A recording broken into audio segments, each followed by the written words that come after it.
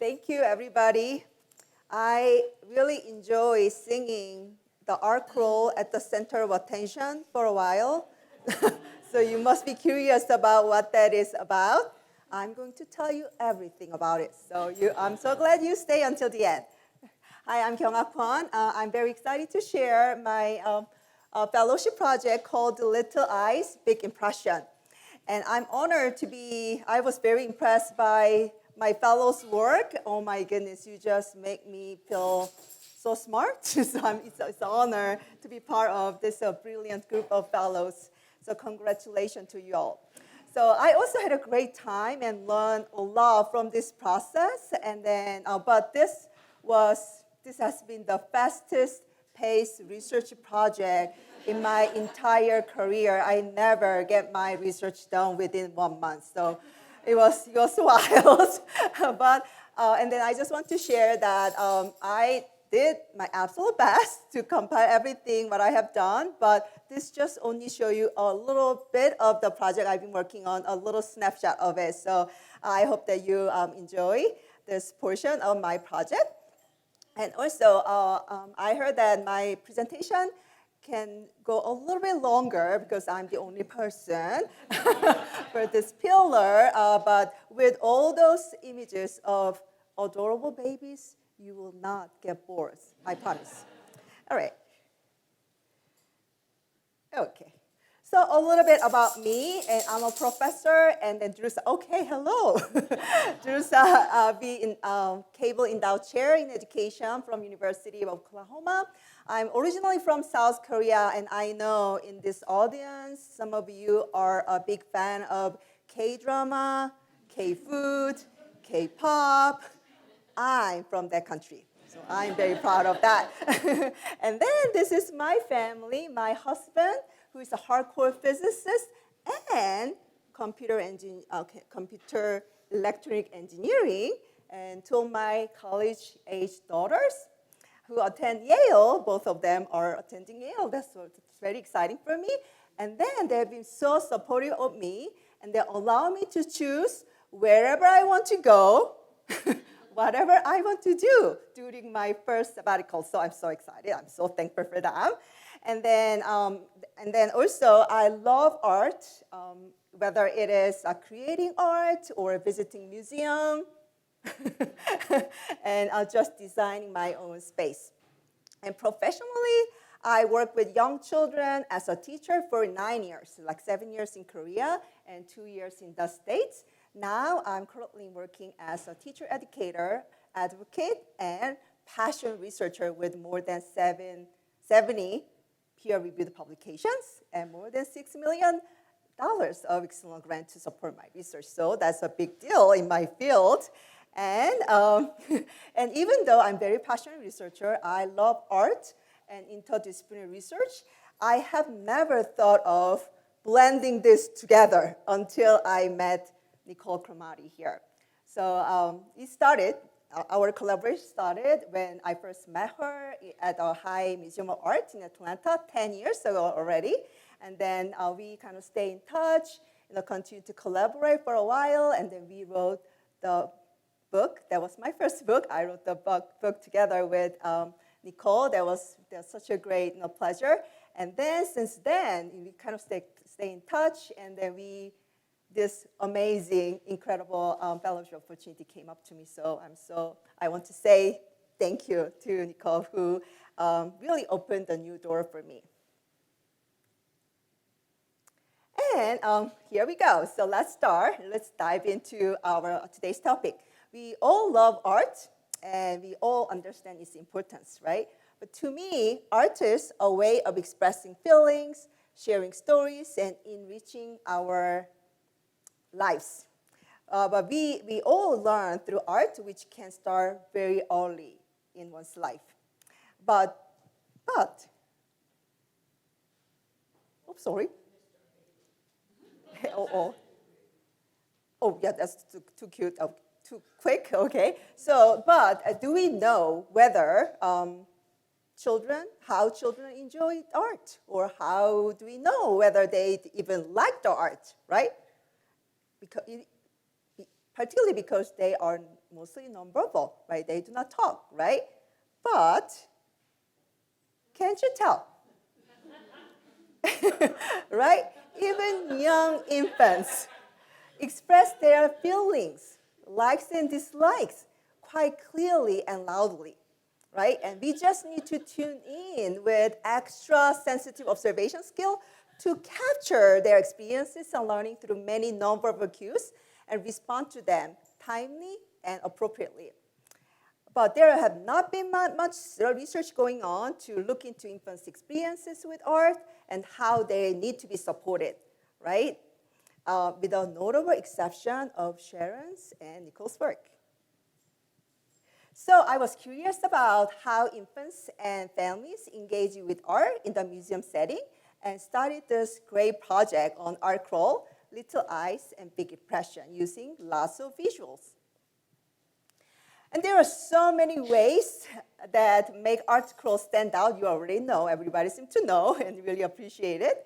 But it is, as you know, this is one of the very few programs that is particularly designed for infants in museum setting. You will never see that like anywhere else, right? But what makes art crawl most special to me is that it offers many babies their first encounter with art. And I had the privilege to capturing that special first moment. Here, okay, I hope it doesn't go away too quickly. Okay, again. Oop, okay, it doesn't seem to show my image, but that's okay. Yeah, you got the gist of it. And then these are my amazing team members, including my research team, my graduate students, and my faculty fellows, drove or flew all the way from Oklahoma City or Chicago to help me collect the data at their own expense. So I had to feed them really, really well. Right, they're here. And then my awesome art crawl team, Nicole, Paris, and Emily, and other amazing museum educators who are behind the scene. Okay, my research, so I'm a researcher, remember, right? So it is important to talk about the research methods. So my research is drawn on participatory and photo voice method, but they were not perfectly fit for my study. So I had to develop new kind of approach. So this is Side Kwon. So collaborative photo story I kind of developed from other research methods. So that combines photos, videos, observation, and interviews. And it's a great way to collect and honor perspective from both researchers and participants. And why using this completely new approach and method was a little bit intimidating at first. As a researcher, I'm a quantitative researcher who always deals with the numbers, graphs, and p-values. but I found that this is kind of fascinating method, and then that this is a really better way to represent nonverbal nature of infant toddlers and then their families' experiences in the museum setting than static numbers and words. And then I want to say I used a thematic analysis, and then I analyzed the data at the individual family level and then at the group level. Okay, the procedure. So basically, it's pretty simple. I asked the participating family to take a lot of photos during their visit, and then select 5 to 7 of them, and then wrote some stories about those photos, and then email those to me. And then I also took up photos, lots of photos, and then wrote the observation and my own reflection on those photos. And then at the end, I combine those two stories together, and then I call it co-created photo story. And then I share that with them, and then they got so excited about it. And then I also conducted some follow-up interview with some of them.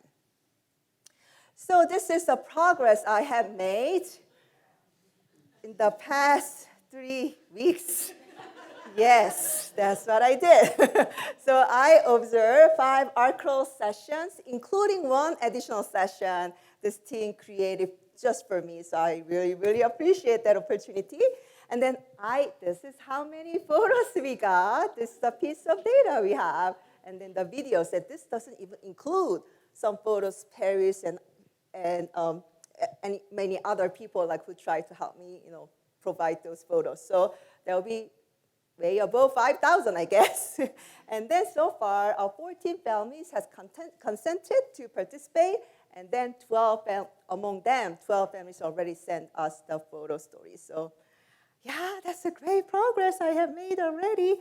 And then I also finished 4 interviews with the families, and then I shared 6 collaborative photo stories with the families. I will share with you a little bit. Okay, and then as I told you, I have 2 products. One, the photo stories for individual families, right? And then the photo stories for the group, right? So those are 2 products I wanted to give a sample for. But this is an example of photo story for individual family. So here is an example title page and showing that you see the story is co-created by the mom's name and my name. They love that part. And then these are the photos and observation I put together that captures moment when the child explored this circular shape. And then this is how this child kind of navigate the space, and then connecting to the families and other instructors in the deeper level. So those are things I shared. And then this is what family shared with me. I want you to take a look. And this this family, right? So cute, right? This family who attended 6 sessions, okay, of the art crawl, and then she shared extra. I didn't even ask her to share this, but she shared extra photos from earlier visit and reflected on her child's joy and growth throughout the program. And then during the interview, so there are some more story coming out from the interview. The mother shared that their first visit was when her son was just 10 months old, and since then, her once shy little boy, blossomed into a very competent and then independent little boy who freely explores the space, actively participates in every single aspect of the program, and then even takes lots of initiatives. So she's so proud of that. And then one of her favorite memories was that when they went outside for baby safe painting, she brushed paint. This is what his mom did, brushed paint on his foot, and then stood him up on the canvas, and then he took his very first step on his own artwork. First, how special is that, right? And then they kind of frame it to commemorate that special moment, for them. So I thought that's so sweet. And at the end, this is kind of last page of their personal document. So I compiled their stories, and then my story, and then this kind of the summary of the co-created, photo story for us. And then this is the group level analysis, and then the photo story sample I want to share with you. I developed, and then this is the front page of that document. And then I developed 13 themes so far, still ongoing, still emerging, but this is what I have so far. For children, so there are 3 themes about children, 5 themes about families, peers, museum educators, and the community. So first, let's talk about children. While infants are mostly nonverbal, but as I mentioned, they express their interests and likes and dislikes very, very clearly through facial expression, gesture, eye gazing, etc. Right? And then, for example, look at this baby. Look at this baby. This baby seems she's very little. She's younger than most of other infants, but she seems very sensitive. So whenever she was introduced to new stimuli, whether it's like a crinkle paper, like a paintbrush, or paint, she makes that face. Right? She didn't like it. It's very clear. She didn't like it. She kind of pushed it away. Right? And in contrast, other infants eagerly approach and explore new object with smiles and excitements, kind of very different style of approaching art. This one, as you know, I think most of you know that Jean Piaget, one of the most famous developmental psychologists in this century. Piaget called the first 2 years sensory motor stage, where infants explore and navigate and then learn through their senses and movement. So this photo shows the crawling, mouthing, tapping, like banging, or handling, or what else? Like stepping, revealing rich and active engagement through their senses and movement. And infants are naturally messy players and learners, and they do not seem to care. Luckily, parents didn't either. In part thanks to the museum thoughtful preparation, like with the non-toxic paint, washable materials, extra t-shirts, and wipes, it allows joyful and worry-free messy play, which is very critical for young children's learning. And then they just enjoy it the whole body sensory way. I love that. And then we also saw many moments of joint attention. Adults often get down to the child level and share gazes and interests with their child around the art or activities. And this has an important implication for their learning, as the research consistently shows that early joint gaze and then attention is one of the most significant factors for later development that include cognitive, language, social, emotional, and then there's self-regulation. So it is really important indicator, and then it's happening here. And then one thing I was really impressed by is that there's almost no parents on the phone during the program. Very impressive. And then others supported children in many different ways, from direct instruction, modeling, joining the play, or being there very quietly, but in a very supportive manner. I noticed that they often adjust their posture, their approach, their strategies based on their child temperament, mood, and creating a very attuned and responsive learning environment. So do you remember this baby? Right? And then look at her mom. She was so presently stay there. She doesn't look anxious at all. And she just kindly, gently check on her from time to time, and then provide still, even though she make the face and push it away, she kind of pause and reintroduce the object very, very slowly and gently, gradually and gently. And then you will see, I share these photos with some museum educators, and then she gradually changed her mood, her behaviors.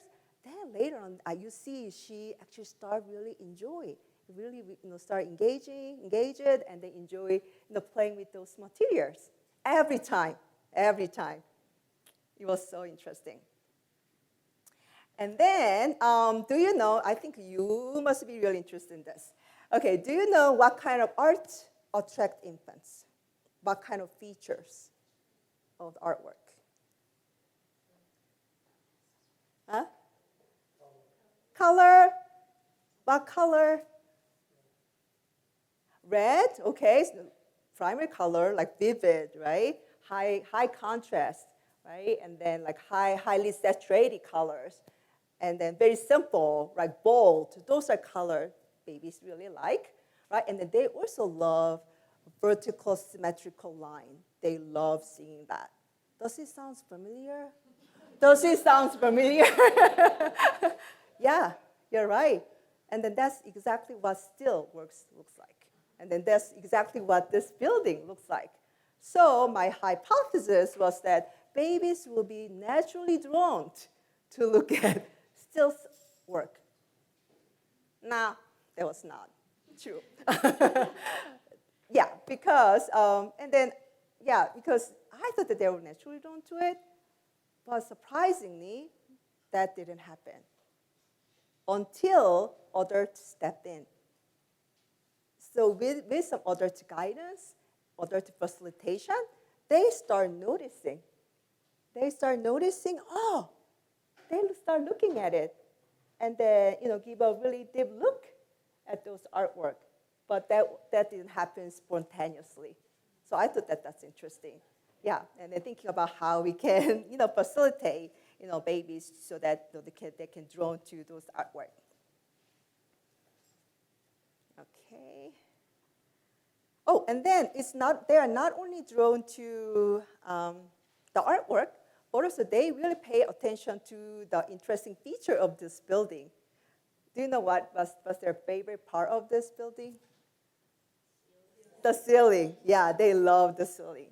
And then they actually lead, and they actually, encourage their parents to look at. That they point up, and then they just look at, yeah, look at that, right? So that's what they did. And then many photos beautifully capture the deep emotional connection among family members. I see a lot of hugs and smiles, hand holding, and laughs, and quiet stillness while engaging with art and other activities. And older children are known or described as adventurers and seekers of comfort. So while they are older, they start moving around. They crawl, and then they can start moving around, and then so that they can explore the environment more independently and freely within the wider space. But they want to, when they kind of move away, they always kind of stop and turn around, to check to see whether their parents still there and not, and then crawl away, or they go back to their safe base to refuel the tension and emotional connection. I thought that's beautiful. Oh, oh, this melted my heart. So art crawl also create a rare social opportunities for children at this age, especially for those who never had exposure to peers around that age. So while there, they mostly play alone or play with adults, but they shows emerging social curiosity, sharing brief glance, reaching out to touch each other's head, playing side side, yeah, like this, and having exchanging a few like brief smiles and marking the beginning of friendship. And I also found it unique that art crawl brings together whole family unit, especially for the weekend session. So often two parents, grandparents, sometimes even friends. I noticed how family members work together, beautifully synchronized and coordinated or orchestrated in a respectful way to support each other and then engage their child together. And they seem to enjoy each other's presence and company and engage in many, many positive, non-competitive way. So I'm telling you this because my doctoral dissertation is about co-parenting for toddlers. Yeah. So how mom and dad or two parents work together to support their kids. So according to my data, I found that the fathers were very, very well engaged when they are alone with the kids. But the triadic session, when mom step in, they kind of pull themselves back. And then they just you do it. They kind of sit back, and then they kind of stop engaging as much. So that was kind of pretty typical. We call like a gatekeeping behavior of mothers. But I have not observed that during this session. I was actually really surprised. I see the mothers and fathers or two parents, they take turns. They kind of really support each other. They do not compete with each other for attention. So for example, like competition is like this. The father offer just one toy, and the mother offer another toy. That's a competition, right? They're competing with each other for the child's attention. But it was very, very well balanced. Kind of they take turn and then really respect the other parents' effort and then like engagement with the child. So as a result, the child is also engaged with both parents in a very balanced way. So I thought that was really interesting. And then this is the amazing moment. All of the amazing moment I share don't happen in vacuum. There are the direct result of thoughtfully curated and reflected materials and activities that museum educators work hard to put together.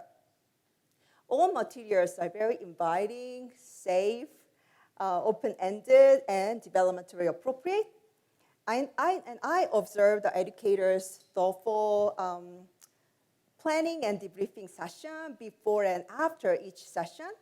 And then I noticed how passionate they are to work with little ones, and then how carefully they added or adjusted the materials and activities based on their reflection and observation. That was very, very nice. And museum educators do more than curate activities and materials. They frequently engage in one-on-one interaction, provide wonderful modeling and guidance, not only for children, but also for families. Joining the play, encourage the child involvement, and reinforce parents' effort in a very, very respectful way throughout the program. Almost done. Beyond the tiring moment, many photos reflect a broad sense of belonging. You are trying to build the really, really nice community here. Families and educators, they talk to each other, families talk to each other, and they laugh together, share observation, and support one another throughout the relaxed and joyful social experiences. Parents who I interview share that it is wonderful opportunities, not only for their child, but also them, as a parents, to socialize with other families. Because sometimes the families of young infants, they feel isolated, especially for those who do not work. They often feel, depressed and isolated. So this is a really great opportunity to come out and socialize with other families and see other babies. And this wonderful opportunity for the child is not only created by educators alone. It includes everyone families encounter at the museum, from front desk and security guards. So they specifically mention about how welcoming all the staffs they encounter during their visit. So families frequently share how welcomed, comfortable, and included and protected they felt. This is the last one. I captured many moments where infants show pride over the work they have done. And then families celebrated with excitement. And one of my favorite moments was mini graduation ceremony held for children who age out of the program, so they are so sad they need to graduate.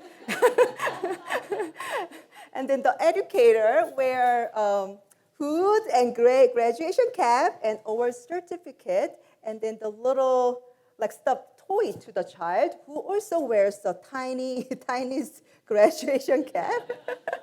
And then graduation music is played in the background. It was so cute. And everybody cheers. And this simple but meaningful ritual honor each child's participation, growth, and contribution to our Kroll community. Lastly, this is another story of mine, capturing the joy and meaning of my time during my fellowship at this museum. I have met so many wonderful people, my fellows, here and beyond, and this experience has left unforgettable marks on both my professional and personal life. Thank you so much for your kind support and guidance, inspiring conversation, coffee, free lunch, free dinner, reception. I always welcome that. I hope we continue to collaborate and expand this wonderful artwork program here and beyond. Thank you so much.